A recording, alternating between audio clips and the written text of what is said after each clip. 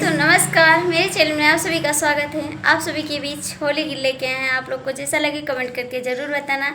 ये होली गीत चाची गाएंगी, आप लोग ज़रूर बताना कैसी है गीत। होली खेलाई भोला पर्वतवई पे, होली खेलाई भोला पर्वतवई पे, के संग भोला रंग खेलत है, के संग भोला रंग खेलत है, के संग अबिया पर्वतवई पे, होली खेलई भोला पर्वतवई पे, होली खेलई भोला पर्वतवई पे।